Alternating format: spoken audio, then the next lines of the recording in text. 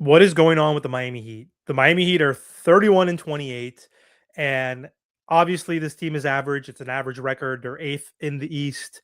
But when you look at the numbers and look at their team statistics, this team doesn't look like an average team on paper. So, in terms of their statistical team rankings this season so far, the Miami Heat are second in points per game. They're second in rebounds, sixth in assists, seventh in steals. They're first in made field goal attempts, field goals made. They have a top five defensive rating.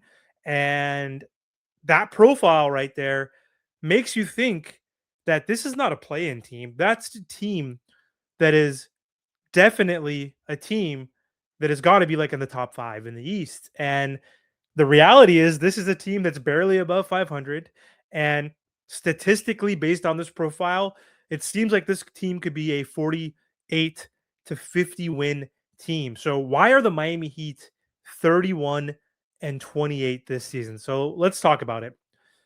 Those numbers that I mentioned earlier are misleading at first glance. When you see second in scoring in terms of points per game, what do you think? You typically think they must have an elite offense. They must have a 1A scorer or superstar, but that's not the truth. Obviously, that's far from the truth for the Miami Heat. But here's where it gets interesting.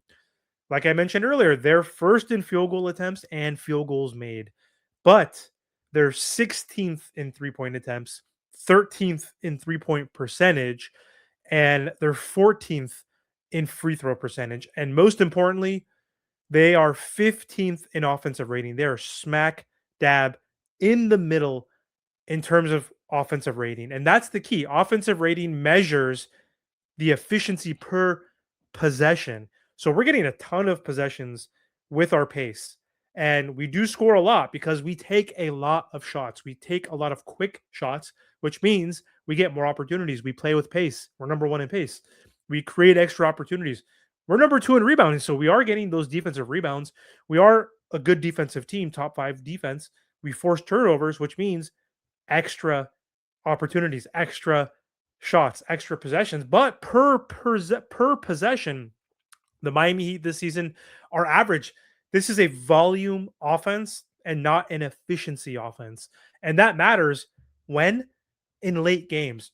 This Miami Heat team for the last decade, it feels like, has played so many clutch games, have lost so many clutch games, have lost so many double digit second half leads in this past decade. And this team struggles when the game slows down. And when the game slows down, we don't have a Jimmy Butler anymore to bail us out. We don't have someone who plays well in a slower paced type of offense, a half court type of offense. And that's why this Miami Heat team specifically this season is struggling. And we've struggled even with Jimmy Butler in the past um, in terms of our offensive rating. But over 48 minutes, this team, they do compete. Again, a lot of these games are close. They defend at a top five level. They, again, rebound, like I mentioned. They move the ball. They generate a ton of attempts. They do really good when it comes to drive and kick, find good opportunities, but their efficiency is not that great. Like if they were 10th in 3 point percentage and maybe even 10th in 3 point makes, not 16th, I'm sure the Miami Heat would have four extra wins at least. 4 to 5 extra wins would catapult them to a top five seed. But here's the thing: when the Miami Heat play in those final 5 minutes, aka clutch time in the fourth quarter, that's where games are won and lost. And the Miami Heat, they're a middle of the pack, mediocre, average team, especially when it comes to offensive rating. They're dead center. They're 15th. That usually means your half court offense isn't elite. You can't just outrun teams in crunch time.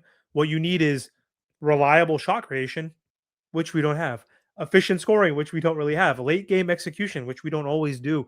And that's probably the gap between being 31 and 28, which we are today, and to my point, like I said, getting those extra wins and being like 37 and 22. That would be huge if we had that efficiency, that efficient scoring, that opportunity to get to the free throw line and making free throws. We're missing free throws when we are even getting to the free throw line, which is not a lot. And that's frustrating. But the Miami Heat's calling card has always been defense, and their defense is real. Let's give them credit.